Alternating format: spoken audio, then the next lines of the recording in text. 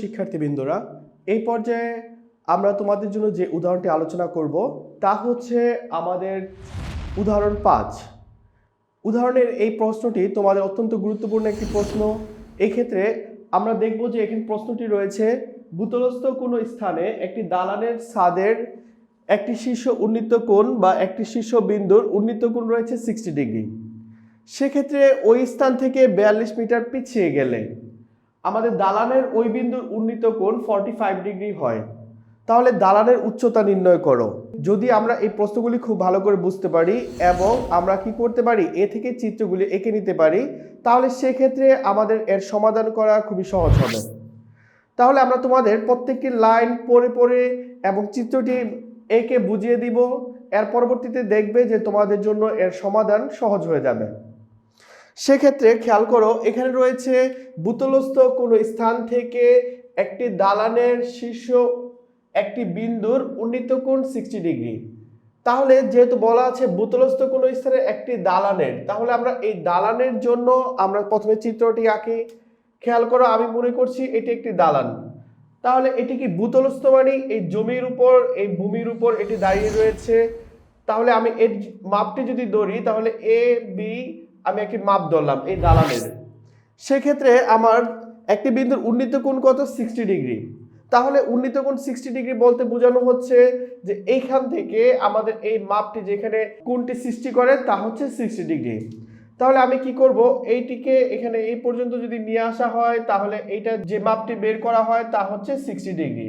তাহলে আমি এখানে কি করব, এই 60 ডিগ্রি আমি এখানে লিখে দিলাম।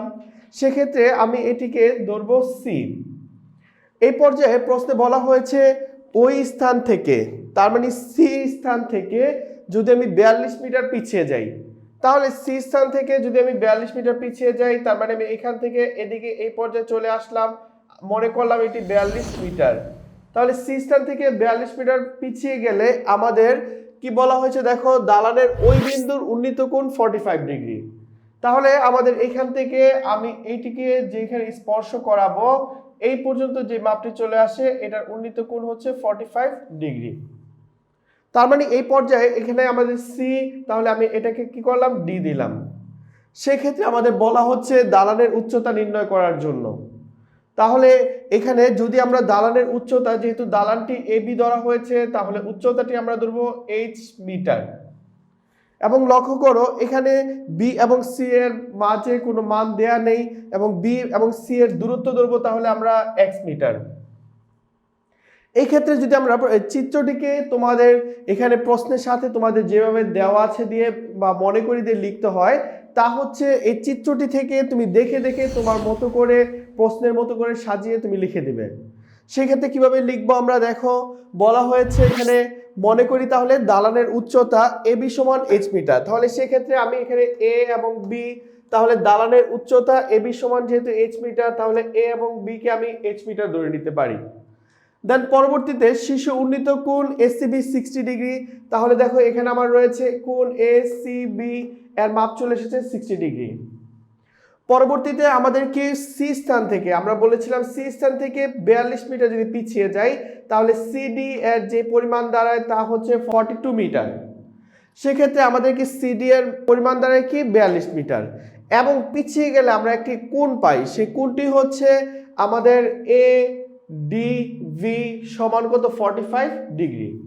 তাহলে আমরা সিডি বা সি বিন্দু থেকে 42 মিটার পিছিয়ে গিয়ে আমি সিডি সমান পাই 42 মিটার, এবং এখানে যে কোণটি উৎপন্ন হয় তা হচ্ছে আমাদের 45 ডিগ্রি। দেন এই পর্যায়ে তোমরা খেয়াল করো যে আমরা কি করব, এখানে বিসি এর মানটি যেহেতু দেয়া ছিল না, তাই আমি কি করব, বিসি ধরি, বিসি সমান আমাদের এক্স মিটার।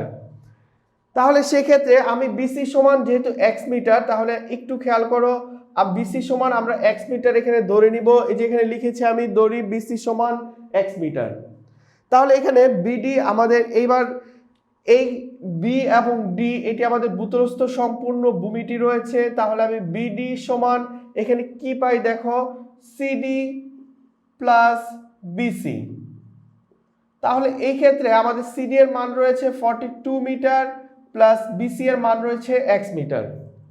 তাহলে এখানে আমি কি করলাম, দেখো এখানে ভূতলস্থ সম্পূর্ণ ভূমির দৈর্ঘ্য রয়েছে বিডি, বিডিকে আমি যদি ভাঙি তাহলে পাই সিডি এবং বিসি। সেক্ষেত্রে সিডি এর মাপ রয়েছে 42 মিটার এবং বিসি এর মাপ রয়েছে x মিটার। দেন পরবর্তীতে আমি তাহলে এখানে আমাদেরকে যে x প্লাস 42 মিটার আমরা এটি লিখলাম। এবার এই পর্যায়ে আমরা কি করব, আমাদের এখানে প্রথম যে ত্রিভুজটি রয়েছে তার মানে এবিসি থেকে পাই, এবিসি থেকে আমরা কি পাই যে কোণ এসিবি, এবং এখানে যেহেতু এইচ এর মান বের করতে হবে তাহলে আমি এখানে ধরে নেব 10 এবং কোণ এসিবি দেওয়া আছে 60 ডিগ্রি। তাহলে আমি এখানে লিখলাম 10 কোণ এসিবি সমান কত, এবি ডিভাইডেড বিসি। সেক্ষেত্রে আমি এখানে যদি ব্যাখ্যা দেই তাহলে 10 কোণ এসিবি এর মান ধরবো আমরা 60 ডিগ্রি সমান এখানে রয়েছে এবি ডিভাইডেড বিসি। তাহলে এবি এর যে মানটি রয়েছে আমাদের খেয়াল করো, এখানে রয়েছে এবি এর মান এইচ মিটার, তাহলে আমি লিখবো এবি এর মানটি এইচ মিটার এবং বিসি এর মান রয়েছে আমাদের এক্স মিটার। তাহলে সেক্ষেত্রে আমি এখানে বিসি এর মান লিখবো এক্স মিটার। দেন পরবর্তী পর্যায়ে আমরা 1060 ডিগ্রি যে মানটি রয়েছে তা লিখবো, এখানে 1060 মান √3 এবং উপরে রয়েছে এইচ এবং নিচে এক্স। সেক্ষেত্রে আমি কি করব, এখানে যেহেতু √3 রয়েছে তার নিচে আমাদের মনে মনে 1 রয়েছে, তাহলে 1 এর সাথে যদি আমরা h গুণ করি তাহলে চলে আসে কি h ইকুয়াল x এর সাথে √3 গুণ করা হলে √3x। দেন পরবর্তী পর্যায়ে আমরা যদি এটিকে খেয়াল করো, আমাদের যেহেতু x এর মান নির্ণয় করতে হবে তাহলে x এর সাথে √3 রয়েছে, এই √3টি h এর সাথে ভাগ আকারে চলে আসবে। দেন আমি কি করব, এখানে x সমান উপরে h নিচে কি √3। এই পর্যায়ে আমরা কিসের মান, দেখো এখানে আমাদের দুটি মান বের করার প্রয়োজন ছিল, একটি হচ্ছে x এবং আরেকটি হচ্ছে h। আমরা কি করেছি, দেখো x এর মানটি নির্ণয় করতে সক্ষম হয়েছি। এই পর্যায়ে আমরা কি করব, এবার পরবর্তী আমাদের যে কোণটি রয়েছে তা হচ্ছে ত্রিভুজ এবিডি। ত্রিভুজ এবিডি এর ক্ষেত্রে দেখো এবিডি এর ক্ষেত্রে আমাদের কোণ এডিভি এর মানটি নির্ণয় করতে হবে। তাহলে আমরা লিখলাম 10 কোণ এডিভি সমান এবি ডিভাইডেড বিডি। সেক্ষেত্রে আমরা কি করব, এখানে 10 কোণ এডিভি, তাহলে আমরা লিখব 10 এডিভি এর মান দেওয়া রয়েছে এখানে আমাদের 45 ডিগ্রি। তাহলে যেহেতু 45 ডিগ্রি রয়েছে তাহলে আমি এখানে লিখবো এটা 45 ডিগ্রি। এবং এবি এর মান রয়েছে আমাদের, এবি এর মান রয়েছে এখানে এবি সমান এইচ মিটার, তাহলে আমি এখানে লিখবো এবি সমান এইচ। এবং বিডি সমান রয়েছে আমাদের, খেয়াল করে আমরা বের করেছিলাম সিডি প্লাস বিসি, তাহলে আমরা লিখবো এটাকে সিডি প্লাস বিসি। 1045 ডিগ্রি এর মান হচ্ছে 1, তাহলে এখানে আমরা 1045 ডিগ্রির মান 1 ব্যবহার করব। h যেহেতু উপরে রয়েছে তাহলে h থাকুক, সিডি এর মান 42 আর বিসি এর মান x, তাহলে আমি লিখব 42 প্লাস x। দেন আমি যদি এবার কি করি, এখানে যেহেতু নিচে 1 রয়েছে তাহলে h এর সাথে 1 কে গুণ করা হয়, তাহলে আমি লিখব এখানে h ইকুয়াল 42 এর সাথে যদি x গুণ করা হয়, 42 প্লাস x এর সাথে যদি 1 গুণ করা হয় তাহলে চলে আসে 42 প্লাস x। h ইকুয়াল, এবার এখানে যেহেতু প্লাস x রয়েছে আমরা যদি ইকুয়ালের এই পাশে এই মানটিকে নিয়ে আসি তাহলে এটি চলে আসে মাইনাসে, তাহলে মাইনাস x ইকুয়াল 42।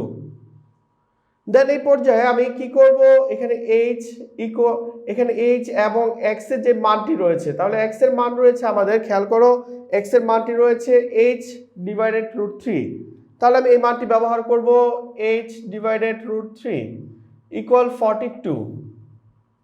দেন আমি কি করব, পরবর্তীতে এখানে দুটি h থেকে যদি আমি একটা h কে কমন নিয়ে নেই তাহলে থাকে 1 মাইনাস 1 √3 ইকুয়াল 42।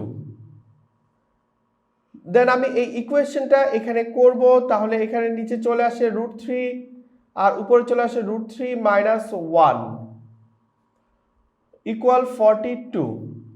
এই পর্যায়ে আমি এটিকে কি করব, এখানে মানটি বসিয়ে এরপর ইকুয়েশনটা করব।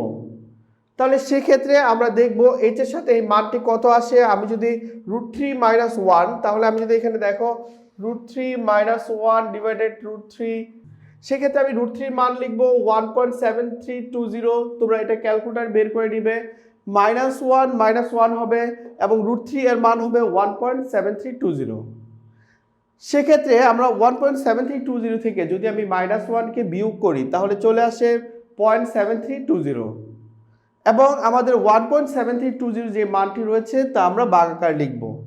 সেক্ষেত্রে আমরা 0.7320কে যদি 1.7320 দ্বারা ভাগ করি দেন আমাদের যে মানটি চলে আসবে 0.4226। এই পর্যায়ে তাহলে আমি যদি এইচ এর মানটি লিখি, তোমরাও এভাবে লিখে দিতে পারো যে 0.4226 ইকুয়াল 42। তাহলে আমি এইচ এর মানটি নির্ণয় করার ক্ষেত্রে এইচ সমান 42 ডিভাইডেড 0.4226 দ্বারা ভাগ করব। সেক্ষেত্রে আমাদের এইচ এর যে মানটি চলে আসবে তা হচ্ছে 99.37 বা আমি এটাকে লিখে দিব 100 মিটার প্রায়। তাহলে এক্ষেত্রে আমাদের প্রশ্নে যে এইচ এর মানটি নির্ণয় করতে বলা হয়েছিল সেই এইচ এর মানটি আমাদের চলে আসে এবং এইচ এর মানটি বের হয় 100 মিটার প্রায়। তাহলে এইভাবে তোমরা কি করতে পারো, তোমাদের এই যদি দালানের উচ্চতা নির্ণয় করো বা গাছের উচ্চতা নির্ণয় করো বা মিনারের উচ্চতা নির্ণয় করো, এরকম কোনো কিছু চাই, সেক্ষেত্রে তোমরা কি করতে পারো, এইভাবে প্রশ্নটি সমাধান করতে পারো।